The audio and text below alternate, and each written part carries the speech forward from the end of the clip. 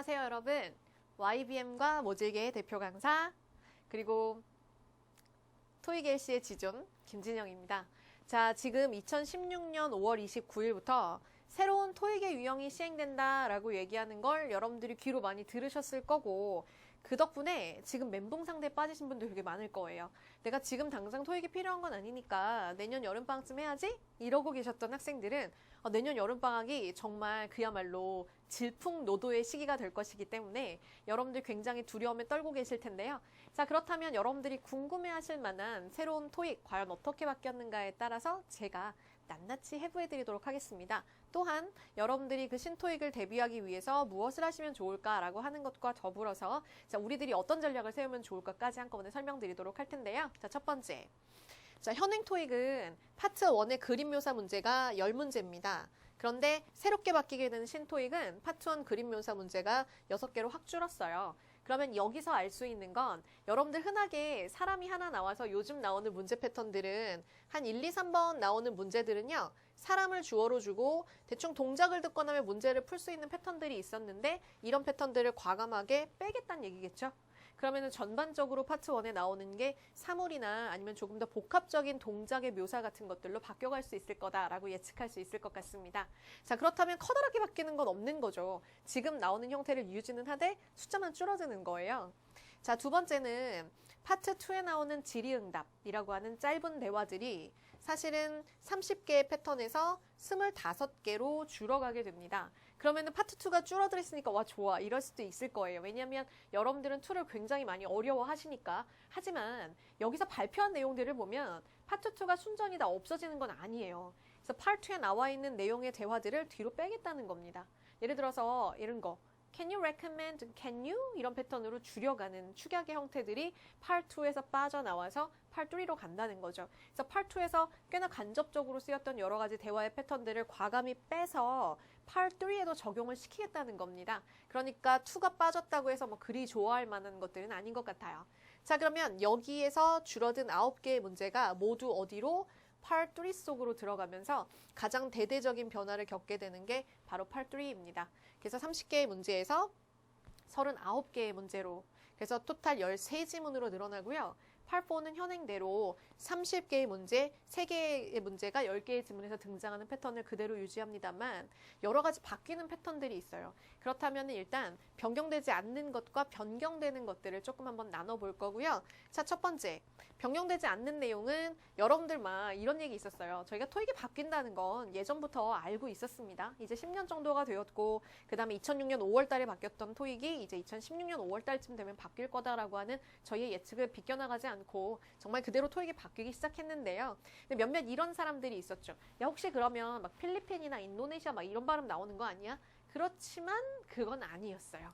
그래서 미국, 영국, 호주, 캐나다의 현행 발음을 그대로 유지한다는 건 동일한 성우가 등장을 하는 거고, 즉 여러분들이 듣는 거에 의해서 2006년도에 영국 발음이 처음 들어갔던 것처럼 엄청난 혼란이 오지는 않을 거라는 거죠. 단 대화와 이런 것들에 익숙해져는 같은 것들이 조금 어려워질 거다 이렇게 생각하시면 될 것 같습니다.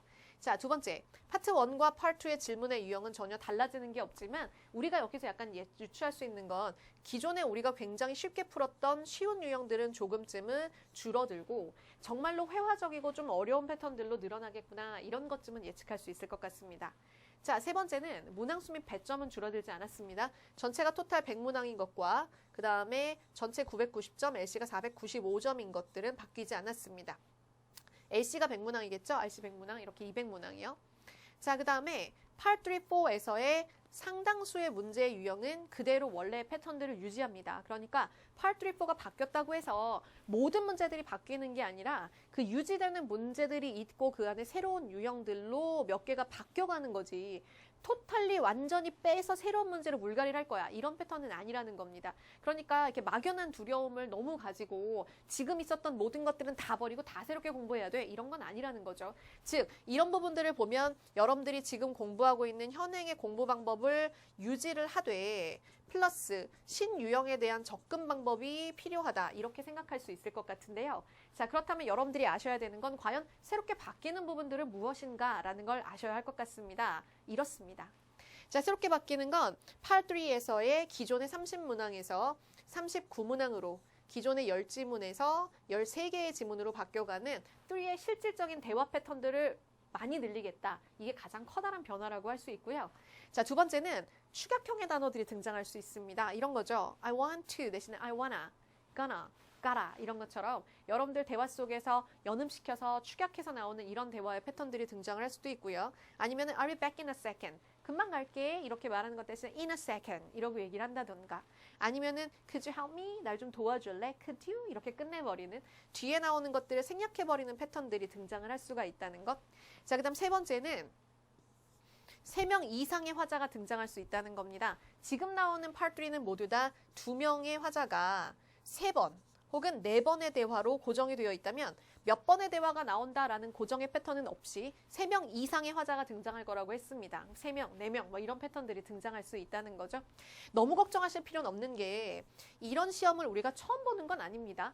여러분들 토플이라는 시험이 있죠. 똑같이 ETS에서 만든 토플이라는 시험이 있는데 토플이라는 시험은 주제는 조금 다르죠. 걔네들은 캠퍼스 라이프를 얘기하는 거고 얘는 비즈니스 라이프를 얘기하는 거지만 그 옛날에 나왔던 캠퍼스 라이프 속에 있었던 토플이라는 시험에서는 이런 유형들을 이미 예전부터 다 차용하고 있었고 그 다음에 Part 4에서 새롭게 나오겠다는 I think, no 이런 것처럼 약간 실제 얘기하는 것 같은 뜸을 들이는 패턴들도 이미 예전부터 나와왔었던 거니까 그 예전에 나왔었던 ETS의 문제 패턴의 토플 문제를 조금 우리가 깊이 들어간다면 그러면은 문제를 푸는 게 또 그렇게 어렵진 않을 수 있을 것도 같습니다. 아, 네가 어떻게 하냐고요? 제가 원래 PBT 토플과 CBT 토플 할 때는 토플 강사였어요. 그러다가 2005년도부터 토익을 시작해서 2005년도에서 2006년으로 바뀌는 그 토익이 바뀌는 과정을 거쳐서 지금 또다시 두 번째 토익이 바뀌는 과정을 알고 있으니까 저는 이 바뀌는 모든 것들에 대해서 전혀 당황하지 않고 준비할 수 있다는 거죠. 자, 그 다음에 또 어떤 것들이 바뀔 수 있는가? 더 짧고 빠른 대화의 진행이 일어납니다. 그전처럼 길게 얘기를 하는 게 아니라 축약해서 cry 이러고 넘어가고 yes 이런 다음에 바로 받아치는 짧게 실제로 여러분들이 드라마 같은 걸 보면서 일어나는 대화처럼 이야기가 빠르게 전개가 된다는 겁니다. 그리고 아까 말씀드렸던 것처럼 대화 속에서 이런 것처럼 이야기들에 있어서 이렇게 포즈를 주는 실제 대화 같은 패턴들로 대화가 이루어진다는 거죠. 그러니까 성우들이 정말 드라마 같은 연기를 시작했다라고 생각하시면 될 것 같은데 ETS 성우들은 연기를 굉장히 잘해요. 예전에 나왔었던 토플에서 이미 보여줬듯 이 사람들의 연기는 정말 수준급입니다. 그러니 여러분들이 이렇게 연기를 하는 중간에서는 실제 대화 같은 어떤 중요한 포인트를 좀 더 잘 잡을 수도 있다고 생각하시면 될 것 같아요. 자, 5번째 굉장히 많이 달라진 게 이거죠. 듣는 대화와 눈으로 보는 시각 정보를 동시에 활용하는 문제들이 등장을 했어요. 자, 어떤 거냐면 도표와 대화가 나오는 거예요. 도표를 보고 대화를 보면서 야, 거기에는 도표에서 5번째 게 좀 틀렸으니까 이렇게 좀 고쳐줄래? 라던가 아니면은 지도를 보고 대화를 하는 것. 우리 이런 것들은 옛날에 수능 문제 이런 데서 좀 보셨을 것 같은데 지도에서 대화를 보면서 그러니까 거기서 이렇게 꺾어가지고 가면 돼. 그러면 그게가 거기겠구나. 뭐 이런 것들. 아니면은 열차 시각표를 주고 대화를 줘서 시간을 본 다음에 거기 있는 열차 시각표가 바뀌었다던가 아니면 썸머타임에는 그 시간이 없다던가 뭐 이런 패턴들의 정보를 준다는 거죠. 새로운 건 아니에요. 왜냐하면 여러분들이 이미 Part 7에서 지문 2개를 가지고 연계시켜서 보는 연습들이 되어 있는 그것을 하나는 LC로 하나는 RC로 가지고 온다는 겁니다. 그래서 그런 패턴들을 연결시켜서 문제를 풀 수 있도록 해야 한다. 그래서 수능을 봤던 사람들은 수능에서 이미 한 번쯤은 접해본 적이 있었던 유형일 수도 있겠습니다. 그러니까 완전히 새로운 건 아닌 거죠. 자, 그 다음 6번째, 상황을 판단하고 상황에 맞는 의미를 파악하고 그 다음에 이 말은 다량의 다이어들과 구어적인 표현 그 다음에 어쩌면 여러분들이 알고 있는 이디엄들이 대거 쏟아질 수도 있다는 걸 의미하는 겁니다. 그래서 대화를 쭉 들었는데 어떤 하나의 말이 여러 가지 의미를 가질 수도 있죠. 예를 들어 come on 이란 단어가 나오면 자 come on 그러면 이리 와 이런 패턴 같이 느껴지기도 하지만 이렇게 야 내가 저 차 앞에 끼어들 거다 이렇게 말하면은 come on 그럼 어때요? 빨리 come on 그럼 어때요? 하지마 이런 뜻이잖아요. 어떤 사람은 excuse me 이렇게 얘기하면 저 실례한데요 이러고 뭔가 물어보려고 쓸 수도 있겠지만 누가 내 발을 딱 밟은 거야 hey excuse me 이렇게 얘기하면 야 지금 내 발 뭐 이런 느낌일 수도 있는 거잖아요. 그러니까 똑같은 말이지만 그 말의 어투나 아니면 문맥에 따라서 전혀 다르게 사용될 수 있는 문제들이 등장을 할 수 있고 여러분들에게 그 부분을 따다가 얘가 의미하는 게 무엇입니까? 이렇게 묻겠다는 거예요. 즉 임플라이 문제가 늘어난다는 건데 이것도 역시 당황할 필요는 없습니다. 과거에 PBT 토플을 볼 때 옛날 토플에서 주가 됐던 문제가 뭐였냐면 imply였거든요. PBT, CBT 모두 지금 IBT로 바뀌기 이전의 토플들에서는 모두 나오는 문장의 짧은 문장 하나를 듣고 그 문장이 의미하는 것이 무엇인가를 찾아내는 문제 패턴들이 주를 이뤘었습니다. 그러니까 그 부분의 문제들을 빼다가 여러분들은 공부를 할 수가 있다는 거죠. 그러니까 전반적으로 토플은 토익보다 한 단계 높은 난이도를 가지고 있는 시험이었는데 거기로 한 단계 도약을 시도하고 있다고 생각하실 수 있고요.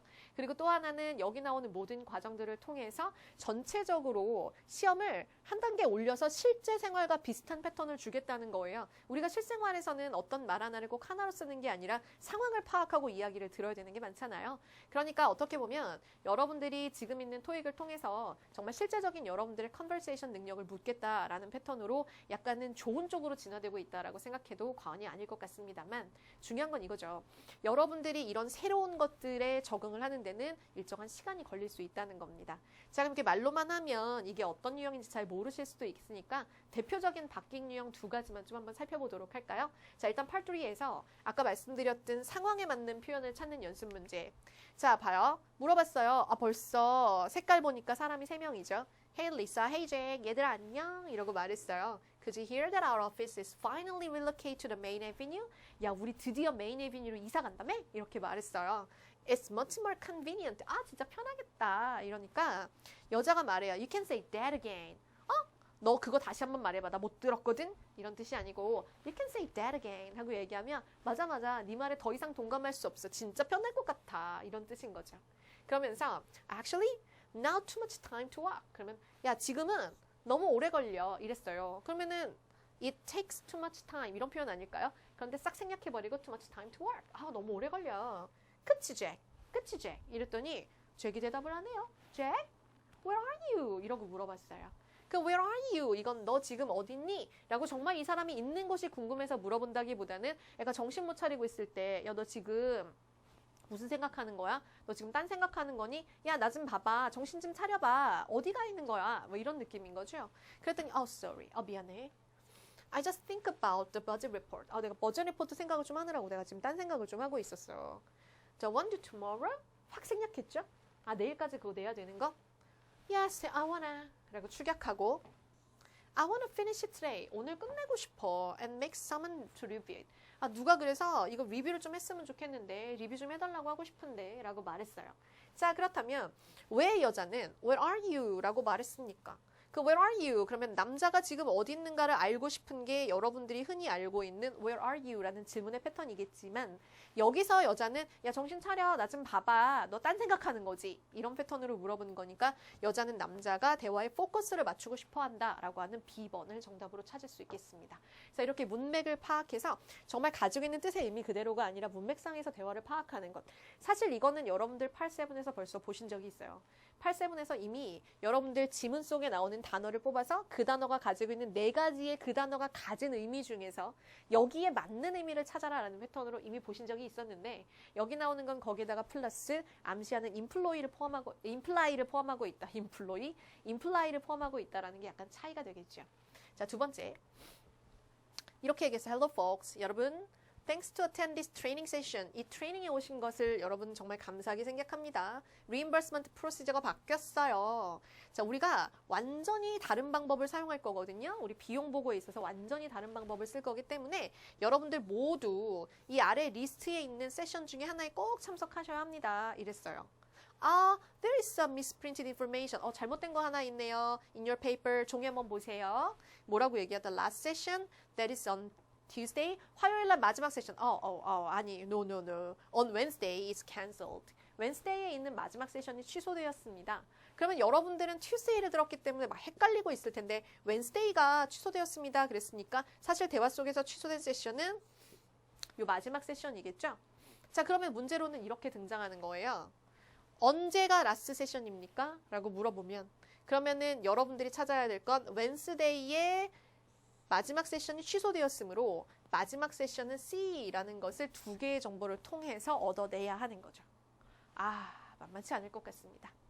사실은 문제에 대비하는 것은 아까 말씀드렸던 것처럼 파트 7과 그 다음에 토플과 수능에 나오는 내용들이 약간 복합적으로 등장한 것이기 때문에 준비라는 저희의 입장에서는 이미 이런 패턴들을 공부하면 되겠구나라는 공부의 방향들은 이미 설정되어 있는 상태이지만 시험을 보고 있는 여러분들, 지금까지 나오는 모든 토익에 익숙해져 있던 여러분들한테는 이런 새로운 시험에 적응하는 게 절대 쉬운 건 아닐 겁니다. 그리고 아직은 시간이 있죠. 이제 11월, 12월부터 시작해서 4월 달까지 우리 6개월이라는 시간이 있으니까 6개월은 굉장히 많은 걸 바꿔버릴 수 있는 시간이거든요. 그러니까 토익이 필요하시다면 일단은 4월 달까지 빠른 점수를 내자는 거. 그리고 난 다음에 5월달 시험에 나올 때의 그 대비를 그때부터 해가시는 것도 늦지 않을 것 같습니다. 지금부터 신토익 유형 때문에 멘붕에 빠져서 이걸 공부하시는 것보다는 지금 있는 유형들의 신유형이 추가가 되는 거고 지금 있는 유형이 없어지는 건 아니니까 여러분들이 하셔야 되는 1단계는 일단 새로운 토익 유형이 아닌 현재 있는 유형들을 잘 공부를 하는 것. 그리고 만약에 내가 4월 이후에 시험이 필요하다면 지금은 일단 현재 있는 유형들을 공부를 해두고 그 다음에 시험을 볼 때쯤에서 신유형을 더해서 공부를 하시는 게 조금 더 효과적인 방법이 될 수 있겠죠. 그러면서 동시에 내가 신유형을 준비하고 싶다면 토익은 지금의 유형들로 공부를 하되 여러분들이 새로운 패턴들, 그러니까 다양한 대화체를 가지고 있는 매체들의 인풋을 늘려주는 것. 미드를 보시는 것도 좋고요. 여러 가지 뉴스나 아니면 책을 많이 읽으시는 것도 굉장히 많은 도움이 될 것 같습니다. 이런 패턴으로 공부를 할 수 있으니까 너무 많이 걱정하시지는 말라는 거. 그리고 이미 여러분들을 가르쳐야 되는 저희들은 어느 정도 준비가 되어 있고 그리고 이미 너무나 오랜 시간 시험이 바뀌는 것들을 봐오면서 저는 PBT에서 CBT가 넘어가는 것도 봤었고요. CBT에서 IBT가 넘어갈 때도 가르쳤었고요. 그 다음에 토익을 하면서 토익에서 그 토익이 신토익으로 바뀐 2006년도에도 강의를 했었습니다. 이제 지금 나오는 건 저한테는 그 수많은 변화 중에 하나일 뿐이니까 이미 그 다양한 패턴 중에 이미 준비가 되어 있지 않겠습니까? 그러니까 언제가 되든 여러분들은 저희가 가자는 가이드를 열심히 따라가시면 될 것 같고요. 어쨌든 일단 4월 안에 모든 걸 끝내시자고요. 자, 여러분 수고 많이 하셨고요. 그 다음에 저와 함께 앞으로의 강의들 재밌게 해나가도록 하겠습니다. 수고하셨습니다.